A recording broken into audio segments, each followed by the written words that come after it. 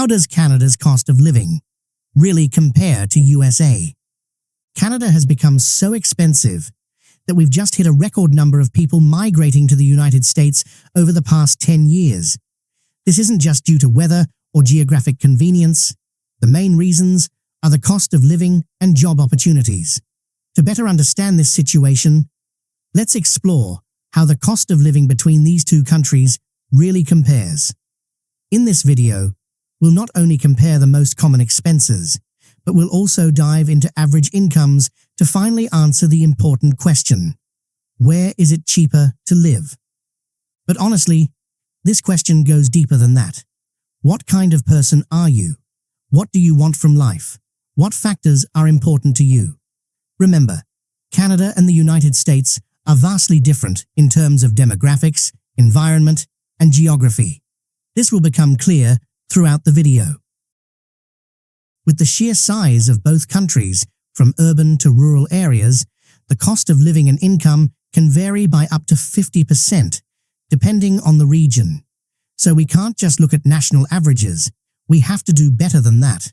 That's why we've built city pairs for comparison. These cities are similar in size, economy, and culture. If you've followed our series, you'll know how we've compared Winnipeg, Ottawa, and Montreal. And coming up, we'll have more videos on Vancouver and Kitchener, so make sure to subscribe so you don't miss any updates. One thing to note, the US has many more cities than Canada. Therefore, we've chosen 4 representative Canadian cities and paired them with corresponding US cities. For example, Toronto is paired with Chicago. Both are major economic hubs with similar climates, populations, and geography. While many prefer to compare Toronto with New York, I personally think that comparison isn't quite as fair. Vancouver is paired with Seattle, the easiest match due to their proximity and shared similar climate. As for Calgary, we paired it with Denver, rather than cities like Austin or Houston, though Alberta and Texas do have many similarities. Calgary and Denver are both near the Rockies, offer popular outdoor activities, and share an economy based on agriculture and oil. Finally, Edmonton is paired with Minneapolis. Both have harsh winters, and both boast rich cultural and artistic scenes. Additionally, here's an interesting fact: only about 60,000 Americans move to Canada compared to 200,000 Canadians moving to the US. Why is that? For Americans, it's all about lifestyle. But what does that really mean?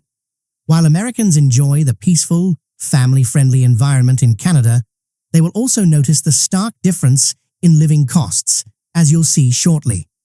When it comes to Canada, at first glance, things might seem fairly manageable compared to some of the southeastern US states. But don't be fooled by the income figures.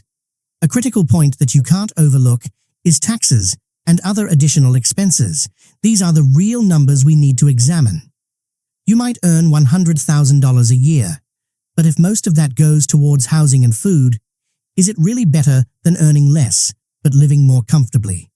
The key is to figure out how much residents in these cities actually bring home after taxes, and that's where the crux of the matter lies.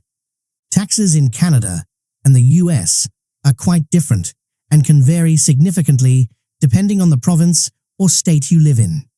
In Canada, besides income tax, we also have mandatory deductions for programs like pension plans and employment insurance, which aren't necessarily required in the US.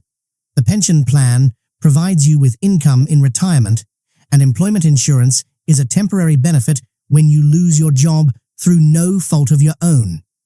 These can make a big difference when you receive your monthly paycheck. This means that after taxes and deductions, Canadians often take home less than Americans, where taxes can be lower, especially in states with no state income tax. For example, you may find that the take-home pay in Canada is more consistent across cities, while in the US, income varies more based on state and city taxes. However, except for outliers like Seattle, the overall income difference between the two countries isn't that large. Housing is another story. When comparing average rents for a one-bedroom apartment, it's clear that both Canada and the US have expensive cities, but Vancouver really stands out with its insanely high prices. Compared to Seattle, Vancouver has reached a whole new level of craziness. Meanwhile, cities like Minneapolis or Edmonton have the lowest rents on the list. But when factoring in income, Seattle actually comes out as the winner in terms of affordability. Next, we'll dive into other expenses: food, utilities, car ownership, gas, public transportation, entertainment, and especially healthcare, one of the biggest differences between the two countries. Interestingly, the costs of public transportation and entertainment don't vary much between Canada and the US, but when it comes to healthcare, things start to get complicated. I'll walk you through each cost category, from food to gas. To provide a realistic view, we've assumed a household of 2 millennials living a moderate lifestyle, with 1 car, dining out once a week, and participating in cultural or sports activities monthly. This lifestyle isn't extravagant, but it also isn't penny-pinching. You'll be surprised by what we find when we compare these expenses in detail. Now let's take a step back and look at the overall numbers.